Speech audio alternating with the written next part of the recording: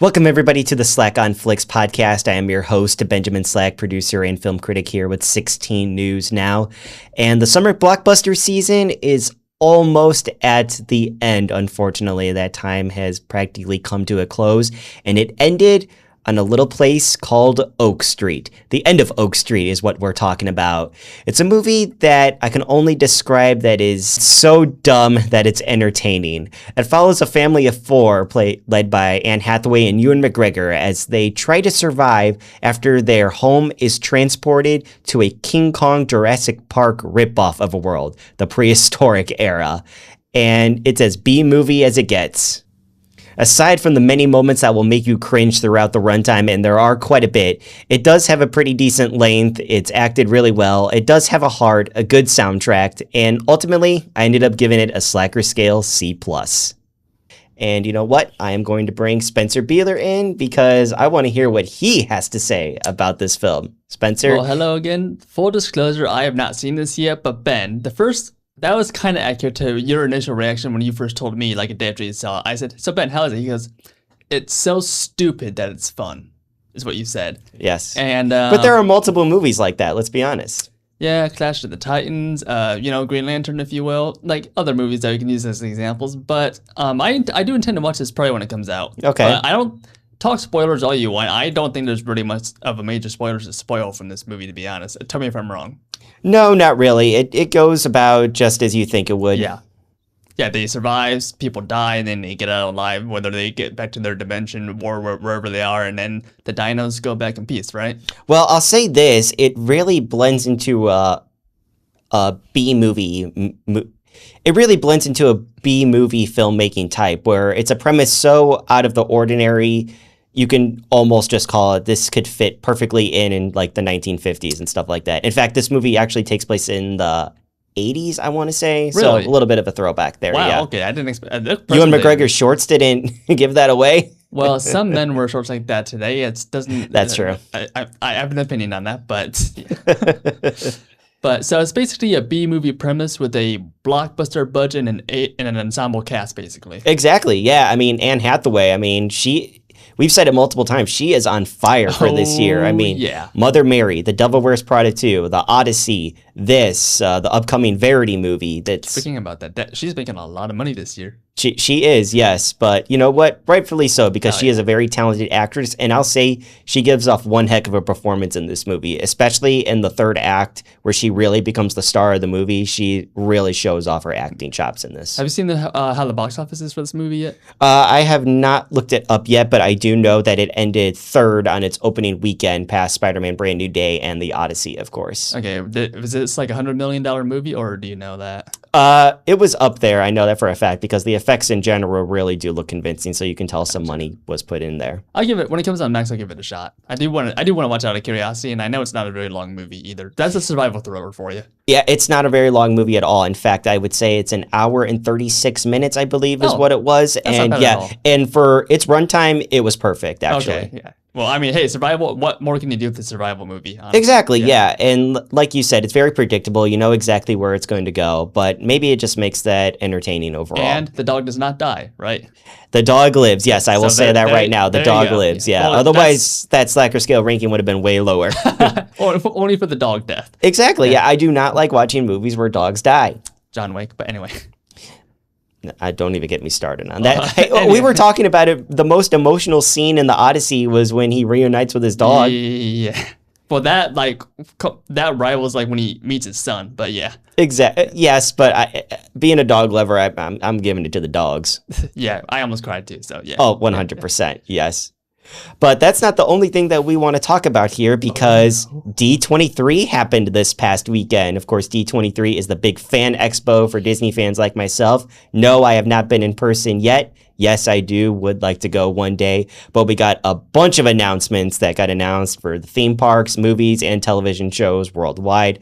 Of course, for the theme parks, I am probably most excited for the fact that they are finally going to fix the Yeti animatronic at Animal Kingdom. That is awesome. I cannot wait for that.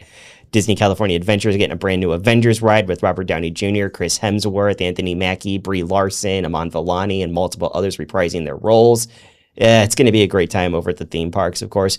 But this is a movie podcast, and we are going to focus on just that. The biggest announcement that we got, actually, you know what?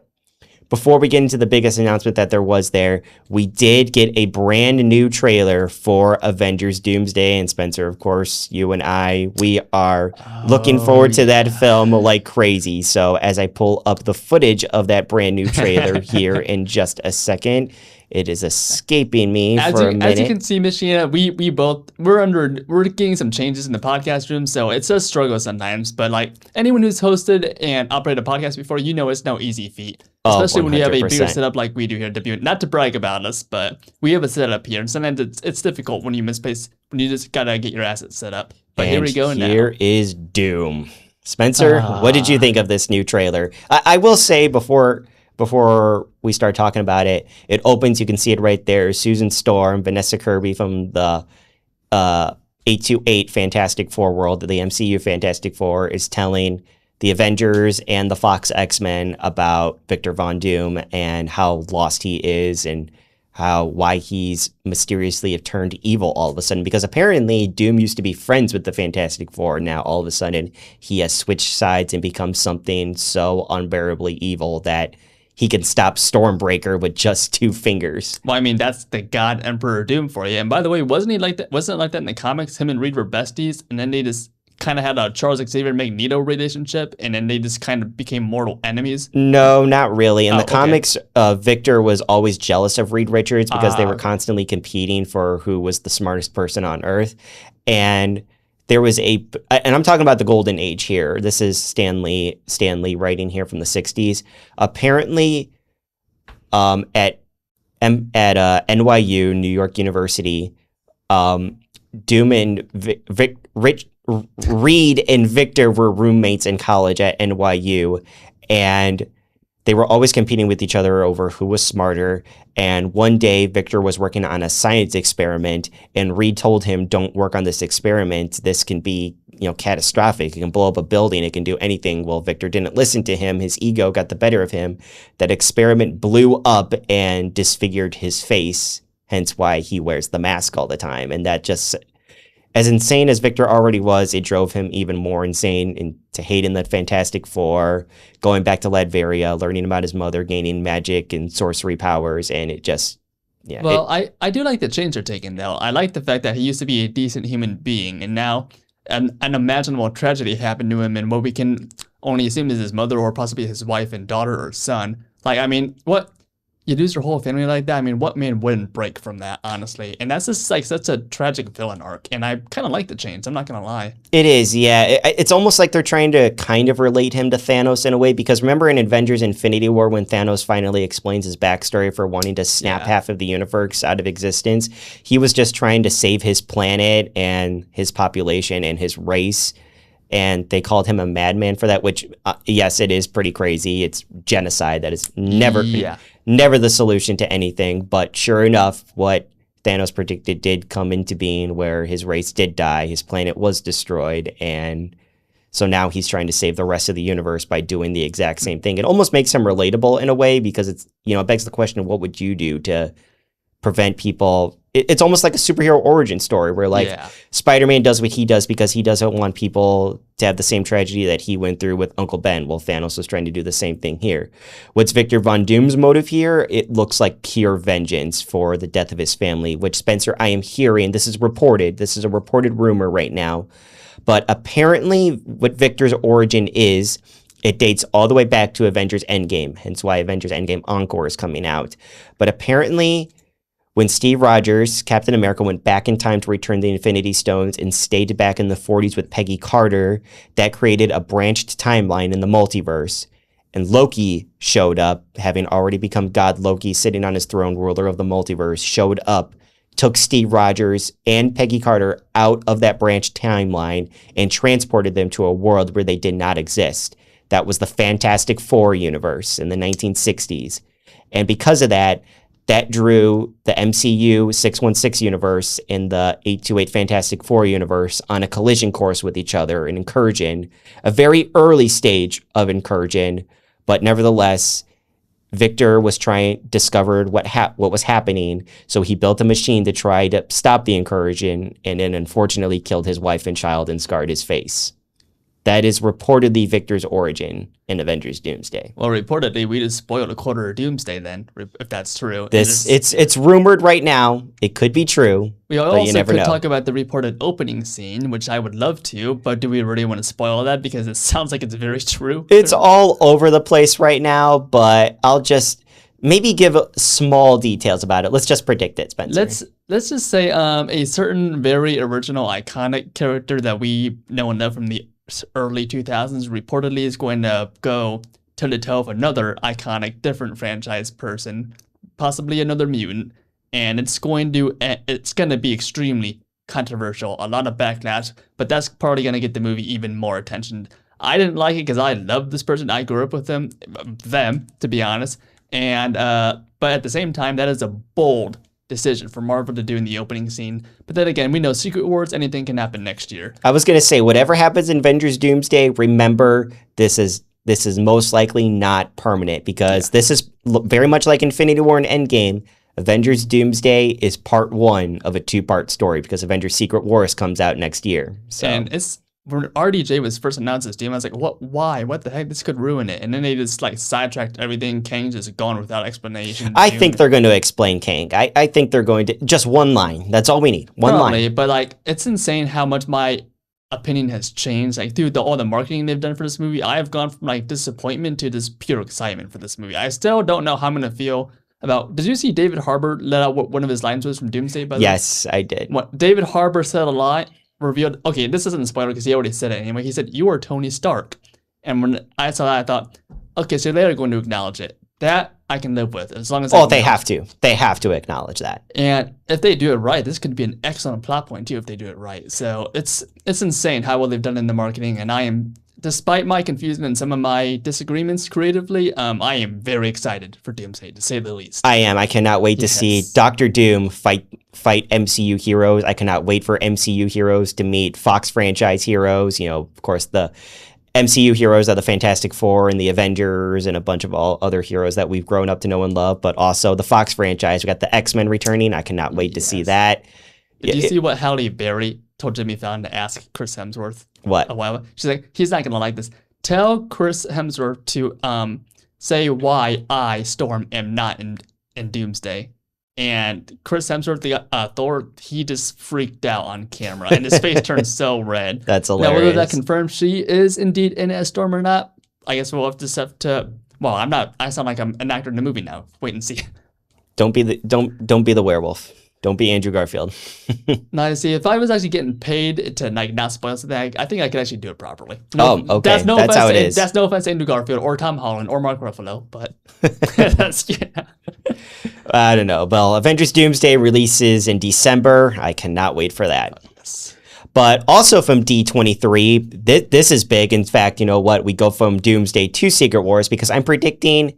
Well, it's no secret that the MCU, the Marvel Cinematic Universe, is going to reboot after Avengers Secret Wars. We're going to have a brand new world with the Avengers, the Fantastic Four, and the X-Men all sharing the same universe. Some characters are going to be recast. We're going to get a brand new Iron Man. We're going to get a new Captain America, a new Black Widow, who will likely join Yelena Belova in sharing the title. But either way, the big thing is the X-Men. We've already been introduced to one Marvel Cinematic Universe X-Men in the form of Sadie Sink playing Jean Grey in Spider-Man Brand New Day.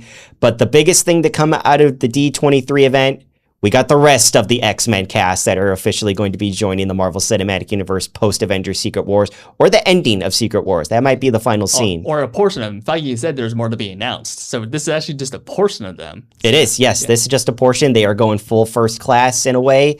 But either way, on stage right here at D23, we have Sadie Sink, who, of course, is our Jean Grey, come out next. And joining the man that will be at her side will be Kit Connor as Cyclops. He is about to come out on screen right now. Of course, there it is right there. Man, I can wait to the beginning of May in 2028, about 2 years from now. Marvel Studios' X-Men will be on your big screen May 5th, 2028. There's Kit Connor, our MCU Cyclops. How did you get this footage, by the way? YouTube. Oh, okay. And is this Charles Xavier? This is Christopher Abbott, our Professor X, playing Emma Frost, Samara Weaving, which I gotta say I think is the best casting out of all of them. That looks ripped right out of the comics. Okay. She does. She's even got the white dress and everything. Yeah. The biggest shock of them all. Oh, yes. Indy Navarrete playing Rogue in the MCU. Is that just coincidental timing or is that planned? I think it just shows how great of an actress she was. If you've seen Obsession, then you know. And Spencer, who of course is playing Storm. Okay, this is bad. What's her name? I can't think of her name. Oh, okay. That's why I asked you. Listen, I don't know. And it's rumored that she is going to appear in Black Panther Wakanda Forever. I mean, Black Panther 3 before that. There's the man himself. Adam Driver playing Mr. Sinister, another home run in the park casting. It's insane how many roles he was rumored for in previous years, and it takes a real... Mr. Sinister, I'm going to assume, is a real bad villain, right? He's pretty bad. It takes a real bad villain for him to actually join the MCU after previous roles he reportedly turned down hard. Well, they were originally setting him up to be a big bad in the Marvel Fox franchise. If you've seen Logan and if you've seen the New Mutants, you know that there were post-credit scenes in there that were clearly setting up Mr. Sinister. But I never caught that. Okay. But by the time those movies and Dark Phoenix came out, Fox was already bought by Disney and they were full on with the MCU, and that's unfortunately when the Fox franchise was brought to a close. But so those movies also flopped financially too. So. Yes, also. But hey, they're making up for it because they're practically picking up where we left off by having Mr. Sinister join the MCU and having him fight the X-Men finally. We don't have our Magneto yet though. We do not have our Magneto yet. There's more to come because, I mean, we got to meet our MCU Wolverine. We got to meet our MCU Magneto. And you went the 5-foot-tall Wolverine, not the... I do. I would love to see a comic-accurate Wolverine. He'd be like the smallest person out of the entire cast. Well, he's only supposed to be like 5 foot, so you know what? Bring it on. I think this cast is already a win. I think we're going to be seeing some of them before that official X-Men film. I mean, we already got Jean Grey and Spider-Man Brand New Day. Which was... I had a problem with that powerful mutant in Spider-Man, but they did her so right. Yes, it was. I cannot wait. Imagine what she's going to be like if she does get the Phoenix Force and the Phoenix Force is done right. She better get the Phoenix Force. If she doesn't at some point, that's just bad on Feige's part. But I hope they take their time though and not jump right away into the Phoenix Force. Let's get a whole phase with her, maybe a couple phases with her. No, there's a trilogy, like X1, X2, and then maybe wrap it out with like Dark Phoenix or whatever. Have her redemption. That was X-Men: The Last Stand. Except do it right. I don't know. Well, you know what? It's a mystery of what this film is going to be like. So, you know what? We will see what it is as it goes along. Yes, sir. And I'm looking forward to it big time.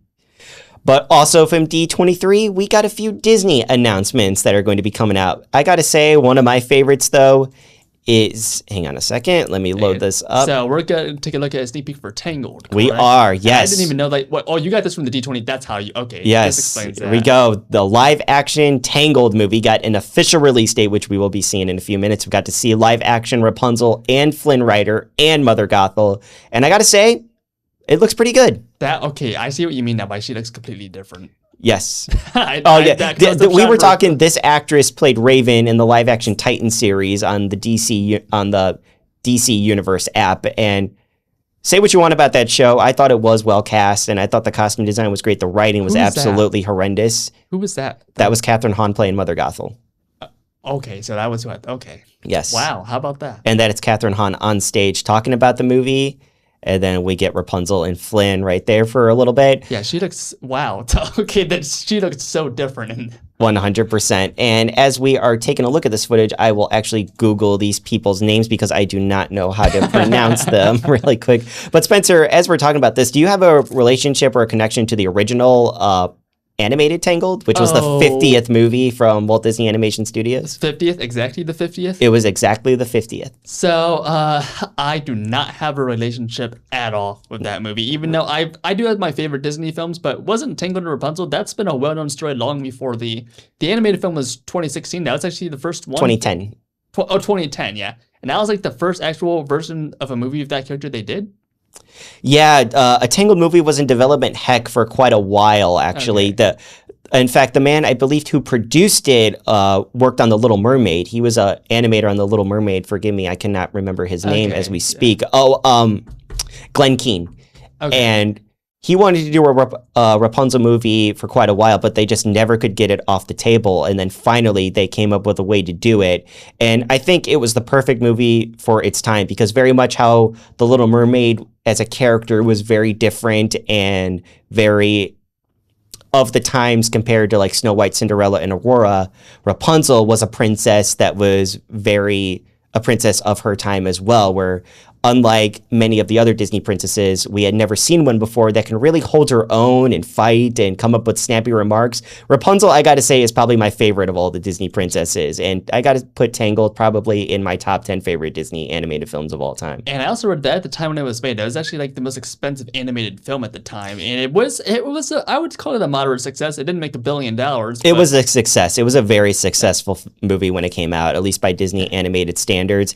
And to say what you wanted to say about your budget, every single one of Rapunzel's strings of hair was computer CGI'd. I mean, literally every single one. There was like 98 of them, I want to say. And like, I remember how hard they said it was to animate Violet out of The Incredibles alone. Yes. And this came out long before The Incredibles 2, where that was just a flex for Violet out of The Incredibles 2. But so this was in the middle of that, almost exactly in the middle of The Incredibles 1 and 2.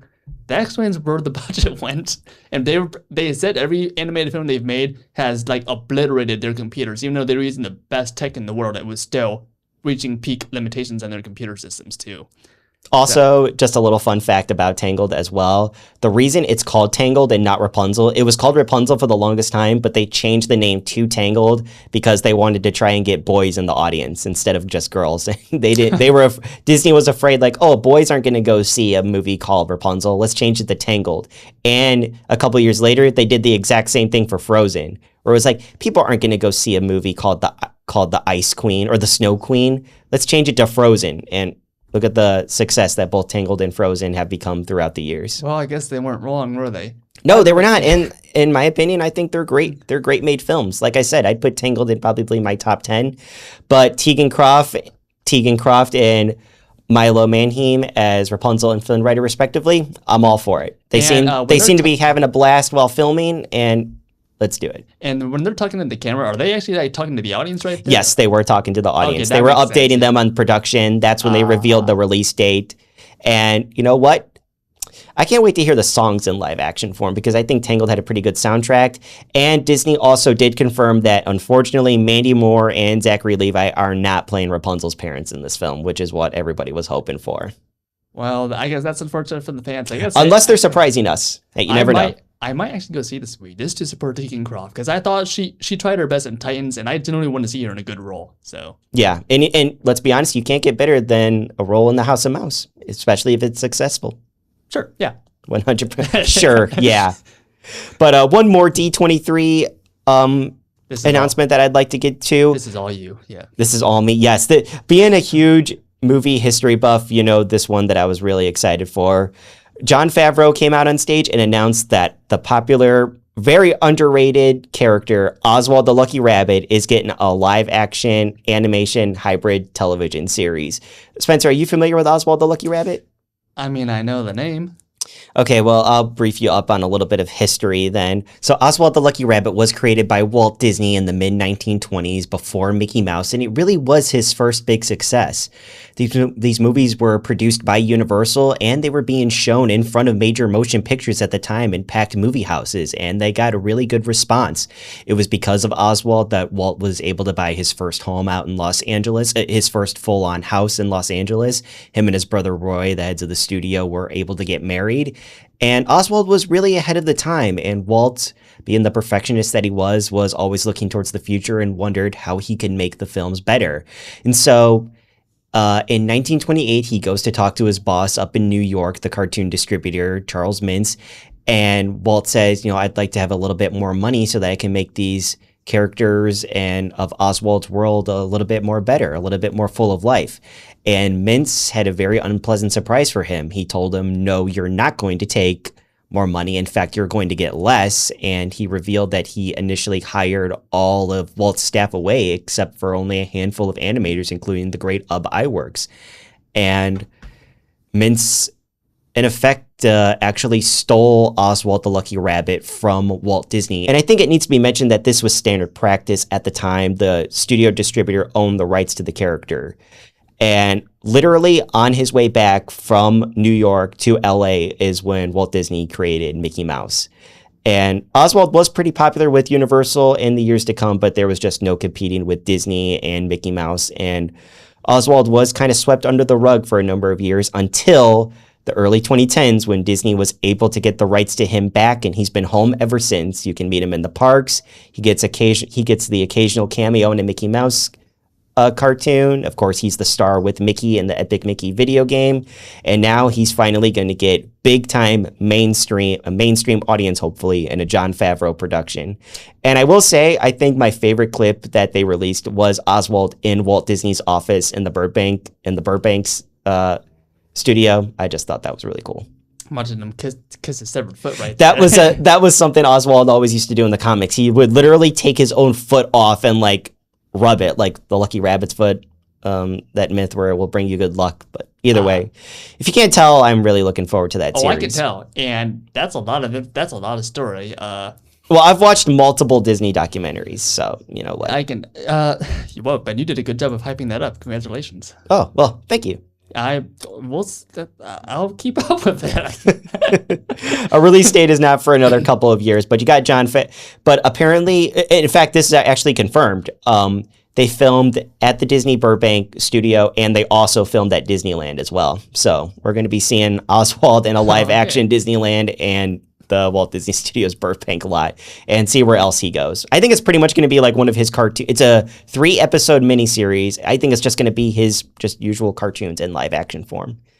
But we're going to move away from Disney right now and head over to HBO. We're going to move away from the home of Marvel and into the home of DC because, Spencer, the first episode of Lanterns dropped. Yes, sir. The ultimate rivalry between Marvel and DC, but yep. You watched the first episode, right? In blackest day, in blackest night, no evil shall escape my sight. Let those who worship evil might beware my power, Green Lantern's light. You messed up like 25% of that. I know I did, but it's a Green Lantern show. You got to start with the oath. Can I remember it? Is a real question. Could you? Brightest day and blackest night, no evil shall escape my sight. Let those who worship evil's might beware my power, Green Lantern's light. Hey, nice job. How did I remember that? I you know what? I don't even know. I was practicing too, and I still couldn't get it. And I just winged it and got it perfectly right. Well, you know what? You're the guest on the show, so I think it's only fitting that you get it right. Yes. So, are we allowed to talk spoilers yet, or do we need to? We are. Yes. Spoilers for the first episode of Lanterns in 3, 2, 1. Spencer, what's your main takeaway? First of all, the rumors are correct, and it was an extremely bold decision to kill Hal Jordan in the first episode. That being said, we know that ending was in 2026, present day. A majority of this season, I'm pretty sure, takes place in 2016. There's going to be some time, maybe some previous history scenes too. But obviously, we've seen the trailers in the weeks to come. Hal Jordan's going to be a main topic throughout the whole series, and we're going to learn about how he died probably by the end. But still, that's a bold decision. A lot of people are unhappy about it, but it's different. And I know in the Rebirth storyline, the comic storyline that this is inspired by, that he dies in that comic storyline too, and Jon Stewart takes over. Yeah, well, Jon Stewart is set to return as Green Lantern in the Man of Tomorrow movie coming out next year, along with a handful of other heroes, including Supergirl, Superman, Blue Beetle, Guy Gardner, Green Lantern, Lex Luthor, Rick Flag Sr., who knows, maybe the Creature Commandos will get their live-action debut in that film too. At this point, I think anything is possible. They're all going up against Brainiac, so you never know. But either way, Lanterns is taking place in 2016 primarily, and it follows Jon Stewart as he's being trained by Hal Jordan to take Jordan's place. And it's very much it's very much like a true detective story where it's very grounded, that just happens to feature a couple of Green Lanterns. And Jon and Hal are in this small Nebraska town investigating a possible alien invasion in that town. Yes, I was thinking of 2 scenes specifically as you were talking. I zoned out a little bit. The one. Am I that boring? No, I was thinking about what I wanted to say ahead of time. I'm not gonna get too detailed because this is a very MA-rated show, by the way. It is. Yes, there are a lot of. I'm just gonna say the scene where Jon Stewart meets the guy's wife in the bar after that other scene, and then Hal was like, "What happened?" He's like, I may or may not have done this thing. I was like, okay, I definitely did this thing. I like burst out laughing. I was like, that's crazy. And then Hal's like, wow. And that's like the first, and that's like the first time he's legit proud of him. Yeah, and he's like, wow, not even 20. I'm impressed. And John's like, dude, what the heck is wrong with you? That just took me out the first time I saw that. It has to be said that Hal Jordan's personality is, he's been a Green Lantern for basically 30 years at this point. And yeah, if he wasn't technically being replaced, he would basically retire at this point. And I will say both Kyle Chandler and Aaron Pierre are knocking both roles out of the park. I think there was a little controversial when Kyle Chandler was cast as Hal Jordan, but I think he's nailing it. If you've seen the press tours and the interviews, he is like, it makes sense why he was cast as Hal Jordan. It is, he yes. acts just like him. They just look good together too. When they're acting together, they bounce off one another great. I think they have great chemistry, and I can totally see like, oh yeah, this is DCU Hal Jordan. Yep, this is DCU Jon Stewart. It's basically when David Cornsweet and Millie Alcock were cast as Superman and Supergirl respectively. It's like, oh yeah, I see it instantly, and it was only intensified, that feeling, when they started acting on screen and you saw it. And then the interrogation scene specifically, where he was that a Manhunter? He was 100%. I believe that's a Manhunter. So the way he outed him, I thought was great, and they even got a little political talking about Barack Obama. And yeah, that made me laugh out loud. They were like, where the Manhunter's like, and there's some controversy surrounding Obama's birth certificate, and then Hal's like, holy, you really are an alien. I was like, that's crazy. But the thing that cracked me up is that, and he even points it out, he goes, you do all that studying to learn Earth football and politics, but yet you can't answer where Harry Potter went to school. Which was smart. He asked him like a very basic question that... There's so many lines I want to quote, but I can't for obvious reasons because, PG. But I could say bleep, right? Yes. Yeah. Like, he was like, you piece of something, alien. I also just like the little nod of Hal Jordan like sitting at a high school football game, like watching a high school football game. That had to be deliberate because Kyle Chandler's very popular role in Friday Night Lights, where he was the head football coach. I didn't even see. I didn't watch that, so that I felt like that was total. That had to be written in when they cast him. Long story short, I'm on board for the show. It's, as you said, true detective mixed with sci-fi, space cop, and then I know Guy Gunner's going to show up eventually. Sinestro's going to show up eventually. Reportedly, Atrocitus is going to show up at some point. Now we could get Hal Jordan Paradox. So. Parallax, yes. You've said Paradox like for several months, and I just now correct you with Parallax. You planned that. Now, Hal Jordan said he's been the only human Lantern. That ain't true because, hello, Guy Gardner, I'm a mid-50-year-old man. Yeah, but at that time, Guy Gardner has not become Green Lantern yet.